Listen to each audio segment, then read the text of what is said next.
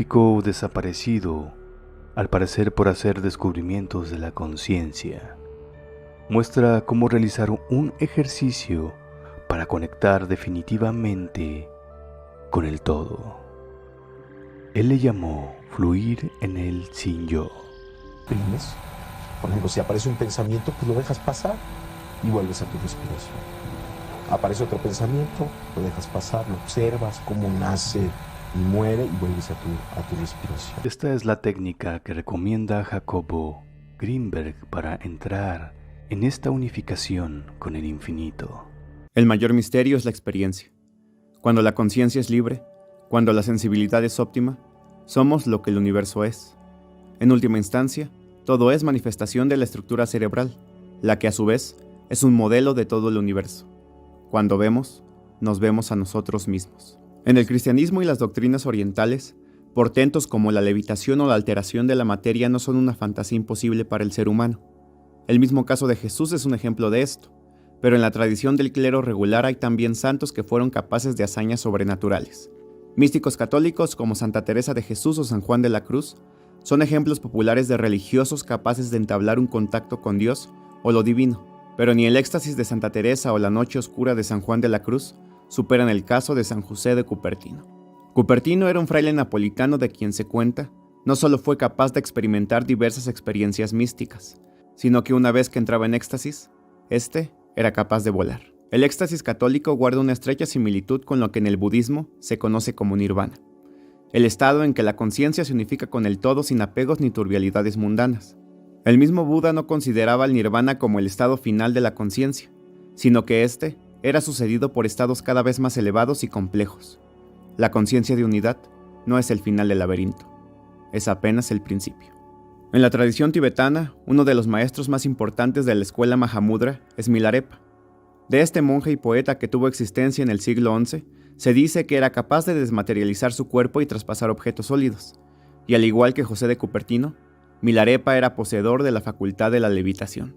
En tiempos más recientes, la meditación trascendental, que tuvo un auge importante en los años 60, consideraba que tanto el pensamiento como la materia eran dependientes de una matriz fundamental y mediante la práctica de la meditación, el meditador trascendental podía ser capaz de ponerse en contacto con esta matriz. Al ser el origen de todo, la matriz fundamental es el estado más puro del universo, y en ella distorsiones como la gravedad no existen. Por lo que si el meditador es capaz de conectarse con ella en su estado más elevado, podría dejar de ser dependiente de la fuerza gravitacional y levitar. La lista de doctrinas, ciencias antiguas y religiones que consideran factible la posibilidad de alterar la materia y sus leyes es larga. ¿Pero qué pasa con la ciencia? ¿Hay alguna teoría seria que se haya centrado en explicar estas posibles capacidades sobrehumanas? Pues sí la hay, y fue desarrollada por un científico mexicano con una bibliografía extensísima de más de 50 libros, investigador de la Universidad Nacional Autónoma de México y fundador del Instituto Nacional para el Estudio de la Conciencia. Estoy hablando del Dr. Jacobo Grinberg. Las inquietudes del Dr. Grinberg oscilaban en la interacción del cerebro humano y aquello que conocemos como realidad. Estaba interesado en explicar cómo es que la conciencia humana era capaz de percibir y producir el fenómeno de la experiencia. Para esto, Grinberg tuvo que salir de lo que Jung habría llamado el mito científico y apoyarse de diversas filosofías orientales, místicas como la Kabbalah judía, y hacer un extenso trabajo de campo investigando la cosmogonía de las varias tradiciones chamánicas a lo largo de la República Mexicana. Derivado de esta experiencia, el científico mexicano desarrolló su teoría sintérgica, y los fundamentos de esta guardan una estrecha relación con el argumento de Matrix. Una vez que Neo acepta su naturaleza de elegido, empieza a alterar la Matrix a su merced, pero para esto, primero debe lograr verla tal cual es, sin filtros ni ilusiones. Grinberg propone que la realidad como la conocemos es tan solo el resultado final de una distorsión generada por nuestro propio cerebro. En Matrix, los seres humanos no son capaces de conocer ni siquiera el verdadero estado en el que se encuentra su cuerpo orgánico. Su conciencia es engañada por una simulación producto de un programa desarrollado por la superinteligencia de las máquinas, y para poder conocer la verdad, primero debían ser desconectados de este programa ilusorio. La Matrix ilusoria sería el equivalente a lo que el Dr. Grinberg llamó campo neuronal, y lo que podríamos identificar como el mundo real en Matrix, Grinberg denominó latiz. De hecho, el concepto de latiz fue recuperado por Grinberg de la mecánica cuántica. la cual consideraba al espacio dependiente de un enrejado informacional de múltiples dimensiones, sin zonas de discontinuidad y convergente en cada uno de sus puntos. Según la teoría sintérgica, el cerebro humano divide a la latiz conforme su capacidad de mimetizarla, y esta capacidad se ve limitada por nuestro nivel de conciencia. Siguiendo la hipótesis del científico, toda materia sería dependiente de esta latiz informacional, incluyendo por supuesto al mismo cuerpo humano y a su cerebro. Greenberg creía que el cerebro humano era la creación más elevada de la latiz, y no solo eso, sino que sus estructuras eran iguales, es decir, el cerebro humano estaba hecho a imagen y semejanza de la latiz. Las teorías del Dr. Jacobo Greenberg estaban fundamentadas tanto desde las tradiciones místicas como desde la neurociencia y la física. La sintergia es el nivel de coherencia informacional que se puede observar en determinado punto de la latiz. En su estado más puro, la latiz es libre de toda materia, toda ley y toda alteración, muy similar a lo que la meditación trascendental considera la matriz fundamental. Y la alteración de esta latiz deriva en una disminución de su sintergia, dando lugar a la aparición de la materia y a fenómenos como la fuerza de gravedad. En el estado más básico de la latiz, no solo la gravedad es inexistente, sino que también el tiempo. Verán, Greenberg asociaba la estructura fundamental de la latiz con la luz. Sobre esta relación, el científico mexicano escribió: la latiz en su estado básico es tan atemporal como la atemporalidad a la velocidad de la luz.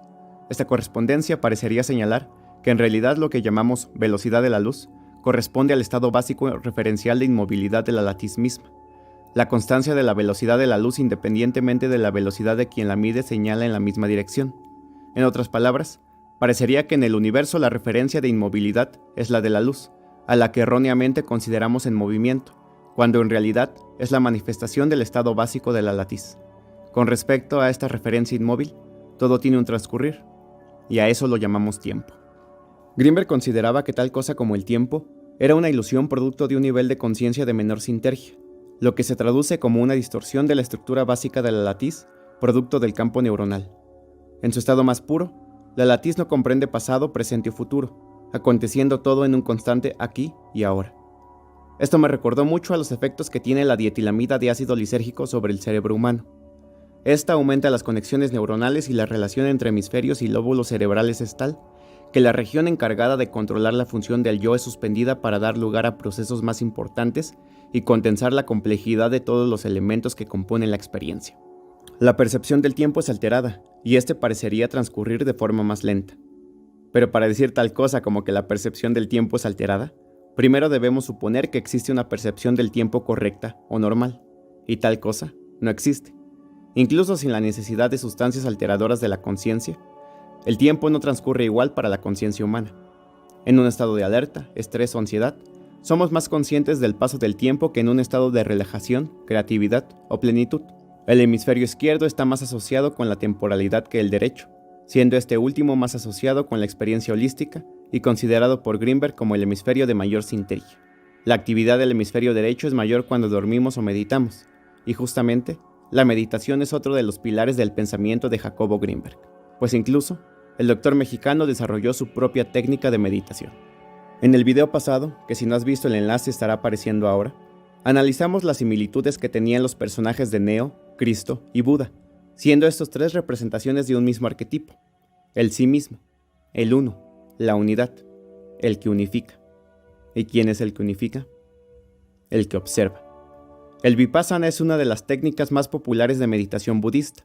Se centra en un primer nivel, en observar el proceso respiratorio y poco a poco integrar otros elementos de la experiencia tales como las sensaciones corporales o los procesos mentales. La meditación autoalusiva de Jacobo Greenberg sería algo así como el Vipassana, pero llevado a un nivel más complejo, observando simultáneamente varios de los elementos de la experiencia. Tanto en un nivel avanzado del Vipassana como de la meditación autoalusiva, la dicotomía mente-cuerpo, adentro-afuera y observador y observado, desaparece para que el meditador se haga consciente que lo interno es un reflejo de lo externo. De hecho, no hay tal cosa como adentro o afuera. No hay tal cosa como objeto de observación y observante. Es todo una red complejísima de causalidades dependientes entre sí. Llega un momento en que cuando puedes hacer una observación simultánea de todos los componentes de tu experiencia, sucede algo extrañísimo. hay una especie de umbral que se atraviesa y te conectas contigo mismo. Pero ¿quién es el ti mismo con quien te conectas? No se puede describir porque está unificando todo aquello. De alguna manera la técnica de incorporar observación a la observación y de hacerla simultánea te hace llegar a un umbral en donde todas las concepciones que tenías de ti mismo desaparecen y te conectas con algo que está más allá de esas concepciones, pero mucho más cerca de ti mismo que nunca antes. Y te das cuenta además que ese ti mismo es inseparable de la totalidad. Decir esto es muy fácil. Lograrlo.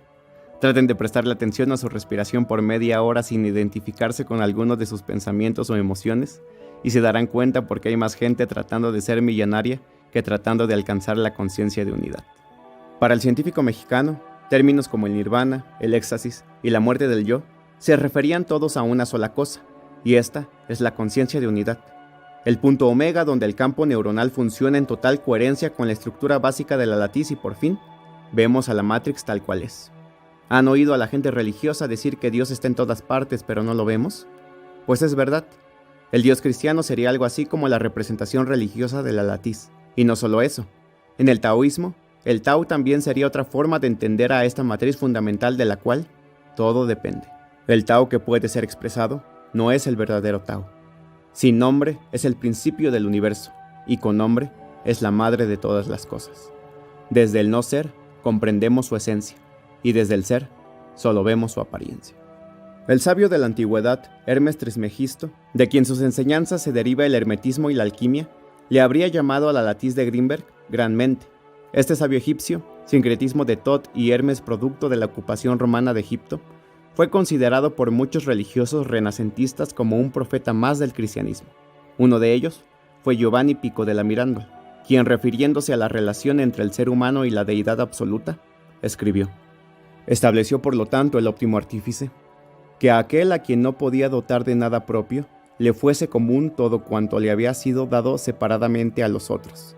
Tomó por consiguiente al hombre que así fue construido, obra de naturaleza indefinida, y habiéndolo puesto en el centro del mundo, le habló de esta manera: oh Adán, no te he dado ni un lugar determinado, ni un aspecto propio, ni una prerrogativa peculiar con el fin de que poseas el lugar, el aspecto y la prerrogativa que conscientemente elijas y que de acuerdo con tu intención obtengas y conserves. La naturaleza definida de los otros seres está constreñida por las precisas leyes por mí prescritas. Tú, en cambio, no constreñido por estrechez alguna, te la determinarás según el arbitrio a cuyo poder te he consignado. Las bestias en el momento mismo en que nacen, sacan consigo del vientre materno, como dice Lucilio, todo lo que tendrán después. Los espíritus superiores, desde un principio o poco después, fueron lo que serán eternamente. Al hombre, desde su nacimiento, el Padre le confirió gérmenes de toda especie y gérmenes de toda vida. Y según como cada hombre los haya cultivado, madurarán en él y le darán sus frutos. Y si fueran vegetales, será planta. Si sensibles, será bestia. Si racionales, se elevará animal celeste. Si intelectuales, será ángel o hijo de Dios. Y si no contento con la suerte de ninguna criatura, se repliega en el centro de su unidad, transformando en un espíritu a solas con Dios en la solitaria oscuridad del Padre, él, que fue colocado sobre todas las cosas, la sobrepujará a todas. Pico della Mirandola consideraba que Dios le había otorgado al ser humano el libre albedrío para decidir por él mismo su naturaleza. Podía dejarse llevar por el infierno de sus pasiones, sus impulsos y sus deseos más mundanos, o en cambio, aceptar y dominar a la bestia para reencarnar en la forma más elevada posible. Bajo esta perspectiva, la conciencia del ser humano es capaz de fundirse en una sola con su creador, y el ser humano es potencialmente un ser divino que puede superar los lastres de la carne y reivindicar su lugar como parte de la conciencia de unidad.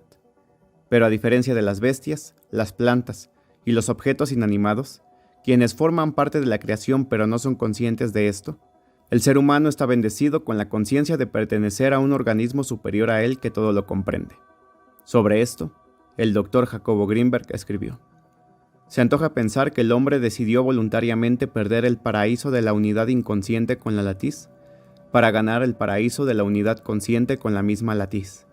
En esta pérdida y ganancia, Dios actuó como cómplice por su deseo de ser acompañado por alguien de su misma osadía y altura.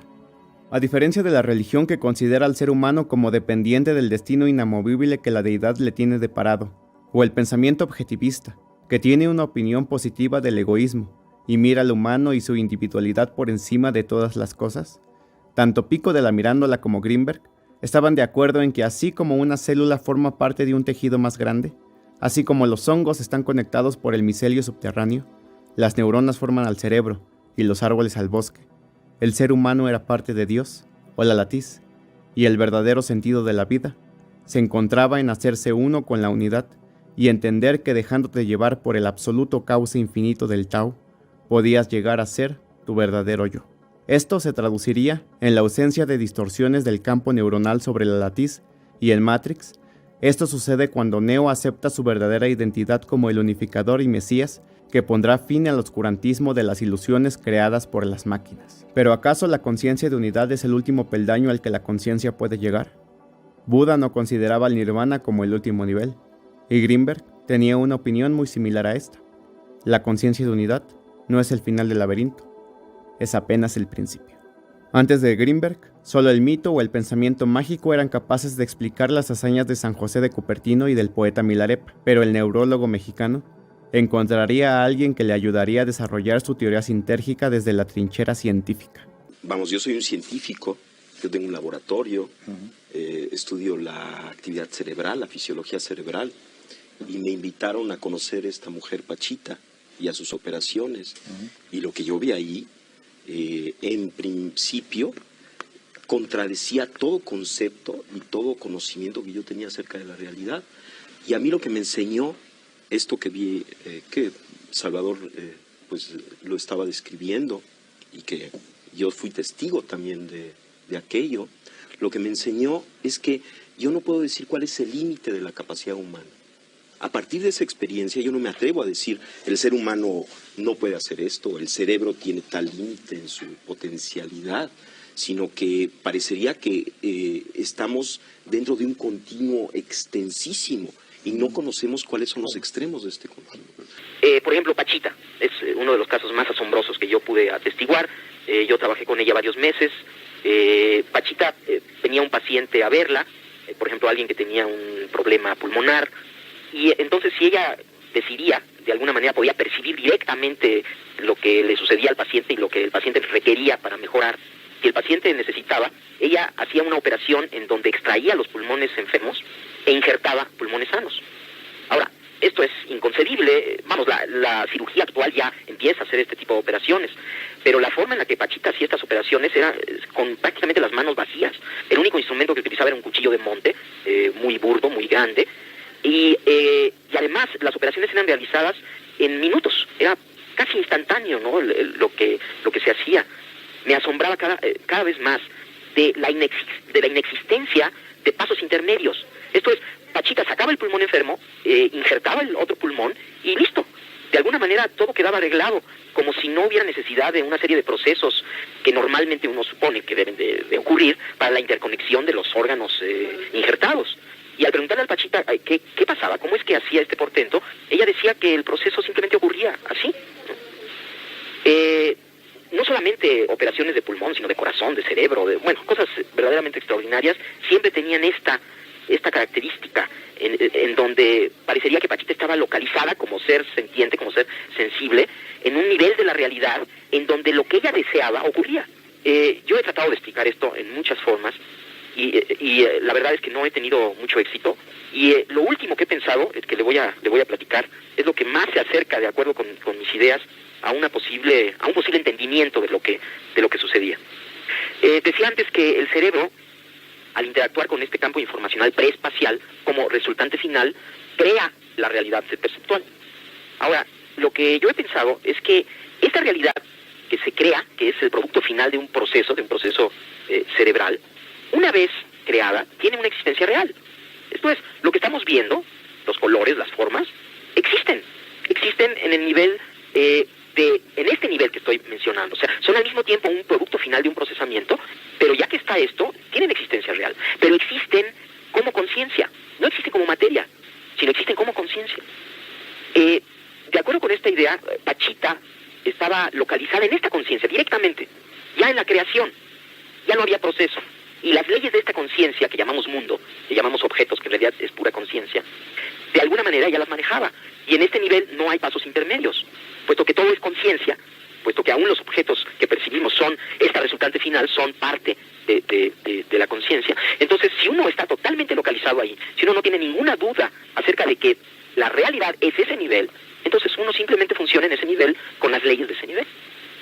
La experiencia de Grinberg trabajando al lado de Pachita puede ser encontrada en el volumen 3 de su estudio Los chamanes en México y en sus tomos Pachita y Cuauhtemotzin de las manifestaciones del ser. Los portentos naturales que era capaz de hacer Pachita, materializar órganos y operar enfermos sin necesidad de un quirófano sofisticado, no solo fueron registrados por Jacobo, Alejandro Jodorowsky y el psicólogo estadounidense Stanley Krippner darían testimonios muy parecidos a los de Grinberg sobre las habilidades de Pachita. En su última edición de la teoría sintérgica, Grinberg explora una explicación seria de los portentos de Pachita, considerando que ésta era capaz de generar un campo neuronal de total coherencia con la latiz y, por tanto, para Pachita la relación tiempo y espacio era percibida de forma distinta a la de un ser humano con una conciencia común. Nuestra capacidad temporal de distorsionar la latiz es generalmente efímera. Cada 50 milésimas de segundo creamos una imagen visual que no permanece estática, sino que desaparece para dar lugar a una siguiente imagen que se funde con la primera a través de lo que don Juan Matus llamaba pegamento de la realidad, dándonos así la ilusión de continuidad. Lo mismo acontece con los sonidos, los cuales se funden unos con otros en un continuo proceso de creación y muerte. Cabría hacer la pregunta, ¿qué pasaría si pudiéramos expandir la duración de un percepto visual? Se antoja pensar que en ese caso lograríamos materializar los objetos creados por nuestro funcionamiento cerebral. En otras palabras, fijaríamos las distorsiones de la latiz dadas por la interacción con nuestro campo neuronal. Que esta posibilidad pueda ser realizada, no me cabe la menor duda. De hecho, algunos de los chamanes mexicanos, tales como Pachita, eran capaces de materializar objetos y aún órganos biológicos. En la permanencia de la percepción sensorial y del pensamiento, se encontraba la clave para terminar de explicar las capacidades sobrenaturales de Pachita, y su relación con la física, el concepto de la luz y el tiempo eran ya vislumbradas por el científico mexicano. De hecho, la paradoja Einstein-Podolsky-Rosen, que fue comprobada en 1982 por el físico Alain Aspect, le ayudó a Jacobo Grinberg a desarrollar su teoría del potencial transferido. Grinberg creía que así como dos partículas que interactuaron en el pasado quedan entrelazadas, y un cambio estructural en una afecta también a la otra, no importando la distancia en que se encuentren, los cerebros humanos quedan entrelazados cuando su campo neuronal interactúa en circunstancias de alta sinergia, cuando dos personas meditan juntas, por ejemplo, y al entrelazarse de esta forma, el potencial transferido entre cerebros humanos, es decir, la telepatía, no era una fantasía, sino una realidad.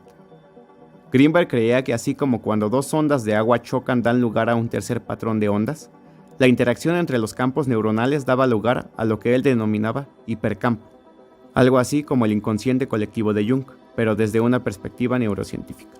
Grinberg realizaría en 1994 un experimento donde su teoría del potencial transferido quedaría comprobada. Conectándose telepáticamente con un colega de la India, Jacobo viajaría a aquel país el 8 de diciembre de 1994 para dejar listos los preparativos previos al experimento y regresar a México a realizar la conexión. Sin embargo, el Dr. Jacobo Grinberg jamás tomaría tal vuelo y desaparecería de la faz de la Tierra junto con los avances de su teoría de potencial transferido y otras tesis. Sobre la desaparición de Jacobo Grinberg, no diré más al respecto, pues las hipótesis sobre su paradero son lo que más abunda en Internet, y el halo misterioso que encierra la vida, obra y desaparición del doctor mexicano acaparan todos los medios en donde se habla de él, pero sus lúcidas teorías e hipótesis sobre la conciencia humana quedan relegadas en segundo plano. Hace poco se estrenó el documental del cineasta Aida Cuellar llamado El secreto del Dr. Grinberg, donde se logró un contacto con el encargado de investigar la desaparición del doctor. El comandante Clemente Padilla tenía pruebas suficientes para demostrar que Grinberg había sido secuestrado por elementos encubiertos de la CIA y se encontraba recluido en la ciudad de Boulder, en Boston. Años después, se desclasificaron documentos secretos de la CIA sobre experimentos de telepatía que ésta realizaba, y el nombre del Dr. Jacobo Grinberg aparece dentro de dichos informes clasificados. El paradero y desenlace del lúcido doctor mexicano sigue siendo un misterio sin resolver, y aunque en su momento las teorías de Greenberg no eran consideradas serias por la academia, conceptos que Jacobo incorporó al estudio de la neurociencia y otros tantos que rescató de la mística y culturas antiguas han sido poco a poco aceptados por el canon científico. A alguien tan adelantado a su tiempo, solo el tiempo le dará la razón. Considero que el aporte más grande que Jacobo le hizo al mundo fue haber superado los límites de la ciencia para explicar eso que ningún mito, escuela o lenguaje son capaces de contener, a pesar de que sus colegas lo miraran por debajo de los hombros. Bueno, primero, no entiendo por qué alguien se toma el atributo de juzgar el entendimiento de los otros. O sea, es muy extraño. Pico de la Mirandola escribió algo muy digno de citar para una situación como esta. Es verdaderamente de mente angosta encerrarse en una sola escuela, sea ella la del pórtico, sea la academia. Giovanni Pico de la Mirandola fue envenenado por la Iglesia Católica, pues su concepción de Dios no era muy del agrado del clero. Que no nos sorprenda que el hombre, siendo su propio verdugo y velando por sus intereses, condene a todo aquel que quiera ofrecerle al mundo el fruto del conocimiento. Si consideras que las teorías del Dr. Jacobo Greenberg son simples para ciencias sin fundamento alguno, está bien, pero si algo es incuestionable de hacer al conocer el trabajo del científico mexicano, es preguntarnos hacia dónde apunta realmente el sendero de la evolución humana. Es que la inteligencia artificial, los sistemas y mecanismos de sistematización de tareas aplicados a la industria, los dispositivos digitales o los viajes interespaciales son realmente evolución. ¿Es acaso toda esta parafernalia realmente necesaria? ¿O es que los lastres que dejó el padre Caín, al enfocarse en lo visible, contable y medible, jamás fueron superados?